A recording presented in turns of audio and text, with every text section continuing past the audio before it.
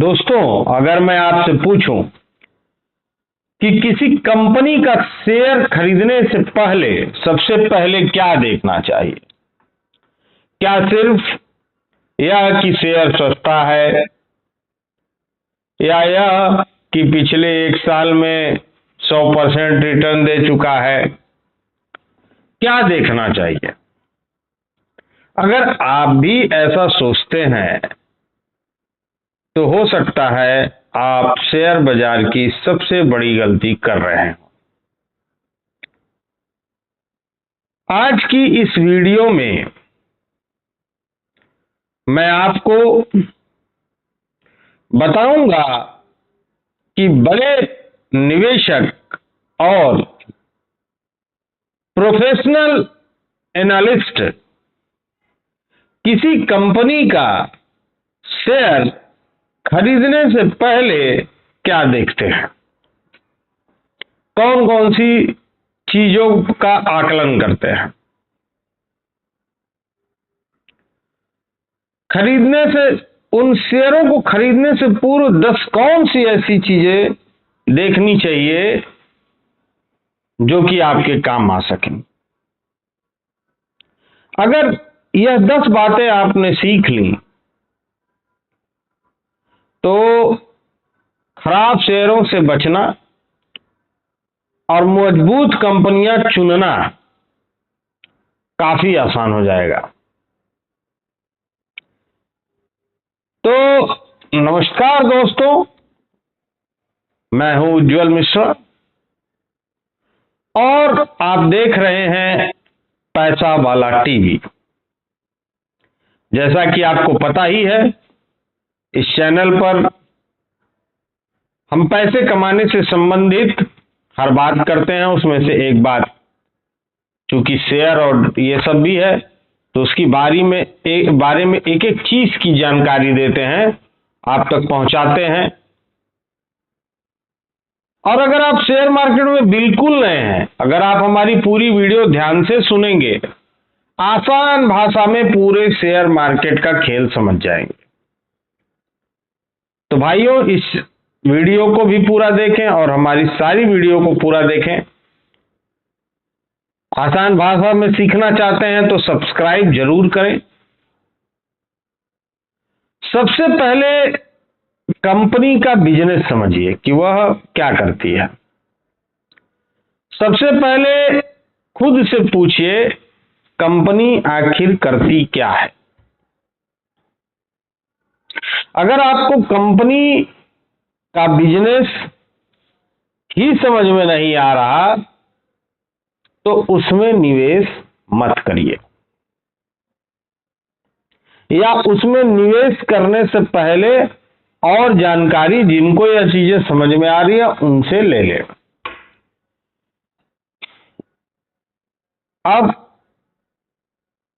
उदाहरण के लिए मैं आपको एक बात बताता हूं। बैंक पैसे उधार देकर कमाते हैं, आईटी कंपनियां सॉफ्टवेयर सेवाएं देकर, सॉफ्टवेयर बनाकर उसे बेचकर, उसकी सर्विस को बेचकर कमाती हैं। एफएमसीजी कंपनियां रोजमर्रा की चीजें बेचती हैं, गेहूं, मतलब जो भी है आपका धनिया पाउडर, ये वो जितना भी फूड में आता है। याद रखिए, जिस बिजनेस को आप समझते हैं उसमें निवेश करना आपके लिए आसान होता है। रेवेन्यू और प्रॉफिट बढ़ रहा है या नहीं,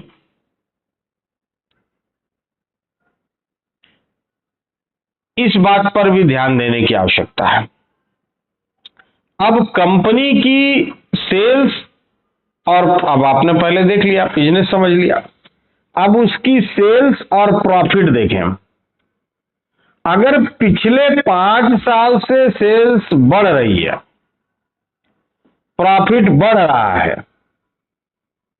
तो यह एक अच्छा संकेत होता है लेकिन अगर सेल्स घट रही है या बढ़ ही नहीं रही या स्थिर है या सेल्स बढ़ रही है, प्रॉफिट नहीं बढ़ रहा, तो कारण समझना जरूरी है। केवल एक साल का डेटा देखकर निर्णय तो बिल्कुल नहीं लेना चाहिए। ईपीएस लगातार बढ़ रहा है। ईपीएस क्या होता है, ये आपको मेरी पुरानी वीडियोस में, जो अगर यही पहली वीडियो देख रहे हैं तो उनको पुरानी वीडियो में जाकर ये चीज समझनी चाहिए कि ईपीएस क्या होता है।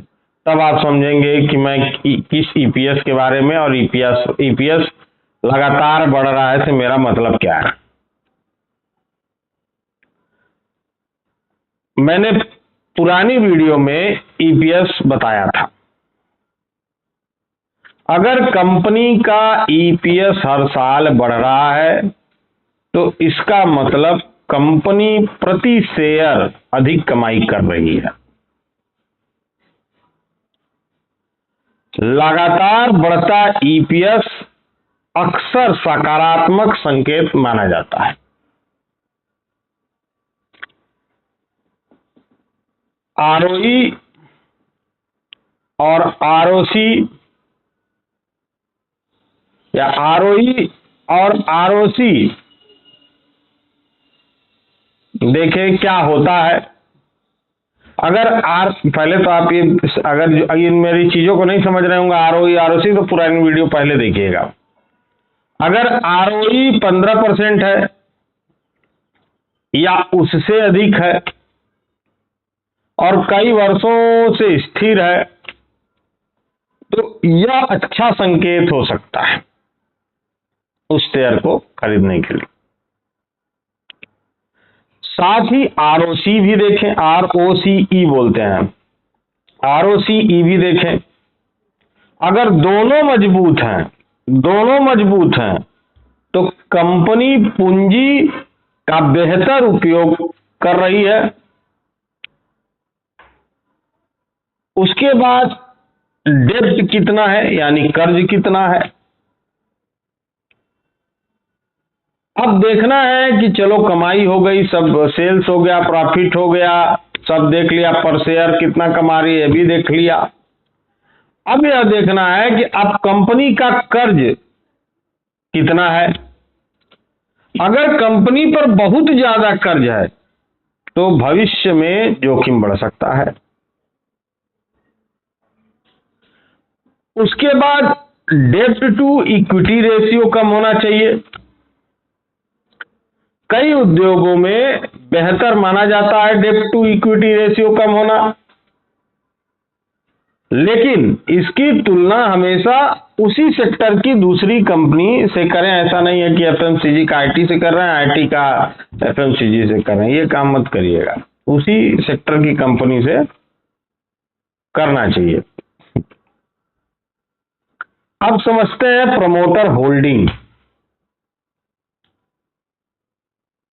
देखिए, कंपनी के प्रमोटर्स के पास, यानी जो उसके एंटरप्रेनर हैं जिन्होंने उसको चालू किया था, कंपनी के प्रमोटर्स के पास कितने शेयर हैं।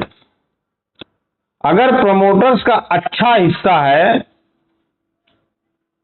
और वे लगातार अपनी हिस्सेदारी बनाए रख रहे हैं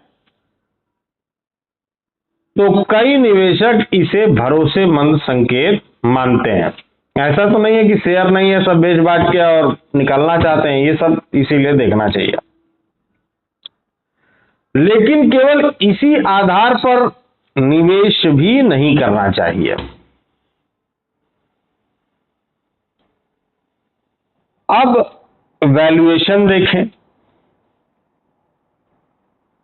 वैल्यूएशन, बहुत अच्छी कंपनी भी गलत कीमत पर खरीदी जाए तो, मतलब बहुत अच्छी कंपनी है लेकिन गलत अमाउंट पर, गलत कीमत पर खरीदी जाए तो निवेश कमजोर हो सकता है। इसलिए PE ratio, price to book को उसी सेक्टर की दूसरी कंपनियों से तुलना जरूर करें। P ratio, price to book मैंने अभी पहले भी बताया, उसी सेक्टर की कंपनियों से आपको तुलना जरूर करनी चाहिए। सिर्फ कम पी देखकर कि पी कम है तो यही अच्छा शेयर होगा, या शेयर को अच्छा मान लेना, यह अभी सही नहीं है। कंपनी का भविष्य, अपने आप से बैठकर पूछिए कि क्या इस कंपनी के उत्पाद या सेवाएं, यानी अगर प्रोडक्शन है तो प्रोडक्शन, या सर्विस है तो सर्विस की भविष्य में मांग रह सकती है। क्या उद्योग बढ़ रहा है, मतलब वो जो कंपनी है उसका उद्योग, उस सेक्टर का उद्योग बढ़ रहा है। क्या कंपनी नए अवसरों का लाभ उठा पा रही है, कि नए जो अवसर आ रहे हैं, सरकार नई चीजें दे रही है, या अपडेट हो रही है कि नहीं हो रही है कंपनी। अब जैसे मैं एक एग्जांपल देता हूं कि नोकिया अपडेट नहीं हुआ तो ऑब्सलीट हो गया, यानी वो चला गया मार्केट से। सैमसंग अपडेट हो गया, एंड्रॉयड पे आ गया तो सैमसंग मोबाइल आगे बढ़ गया। इसी प्रकार से आपको आकलन भी करना चाहिए। भविष्य की संभावनाएं निवेश का महत्वपूर्ण हिस्सा होती हैं। अपना पूरा पैसा एक ही कंपनी में या एक ही शेयर में मत लगाइए। अलग अलग सेक्टर की अच्छी कंपनियों में निवेश करने से जोखिम जो है वो कम होता है। जैसे एफएमसीजी में कर दिए, कुछ आईटी में कर दिए, कुछ गवर्नमेंट बॉन्ड में कर दिए। ऐसे करके अगर आप निवेश करेंगे तो जो आपका रिस्क है वह बहुत हद तक कम हो जाएगा। इसी को डाइवर्सिफिकेशन कहते हैं। मैंने इस डाइवर्सिफिकेशन के लिए भी एक 5 मिनट 6 मिनट का वीडियो बनाया हुआ है, और हर चीज का पी रेशियो का, इन सब चीजों का अलग से मैंने वीडियो बनाया हुआ है। देखिए बड़ी गर्मी है, आप फिर भी आप लोगों को मैं सब चीजें बताता हूं, तो थोड़ा वीडियो को शेयर वर्क किया कीजिए भाई, और सब्सक्राइब करिए। जानकारी, इसी जानकारी के लिए आपको लाखों रुपए लोग ले लेंगे। अब सबसे बड़ी गलती बहुत से लोग क्या करते हैं, WhatsApp tips, Telegram channel, YouTube की मल्टी बैगर सलाह, या दोस्तों की बात सुनकर शेयर खरीद लेते हैं। मैं कहता हूं कि आप पढ़ो, समझो, तब खरीदो। बिना रिसर्च के निवेश करना जोखिम बहुत बड़ा बना सकता है। तो स्वयं को जब तक कॉन्फिडेंस नहीं आए, स्वयं किसी शेयर के बारे में अगर आप नहीं जाने या शेयर बाजार के बारे में नहीं जाने, तो मैं तो यही निवेदन करूंगा कि उससे अच्छा मत निवेश करिए। म्यूचुअल फंड, ईटीएफ, ये सब में कर दीजिए, वहां आपको ये सब झंझट खत्म हो जाती है। एसआईपी ले लीजिए, शांत हो जाए। लेकिन शेयर में अगर निवेश करना है तो आपको यही करना होगा। पहले इन 10 बातों की जांच करें, बिजनेस समझें। ठीक, मैंने जो जो चीजें आपको बताई हैं उन सब चीजों को आप देखें। सेल्स ग्रोथ देखें, प्रॉफिट ग्रोथ देखें, ईपीएस देखें, आरओई देखें, आरओसीई देखें, डेप्ट देखें, प्रमोटर होल्डिंग देखें, पीई और पीईबी वैल्यूएशन देखें, भविष्य की संभावनाएं और डाइवर्सिफिकेशन पर ध्यान दें। विश्वास माने कि अगर आप इन बिंदुओं पर ध्यान देंगे तो बेहतर गुणवत्ता वाले शेयर चुनने की संभावना आपकी बढ़ जाएगी। इन्हीं बातों के साथ मैं इस वीडियो को समाप्त करता हूं। वीडियो पसंद आई हो तो लाइक करिएगा, सब्सक्राइब करिएगा और अपने दोस्तों को जिनको इंटरेस्ट है उनको ये चैनल शेयर कर दीजिए और रिकमेंड कर दीजिए। नमस्कार।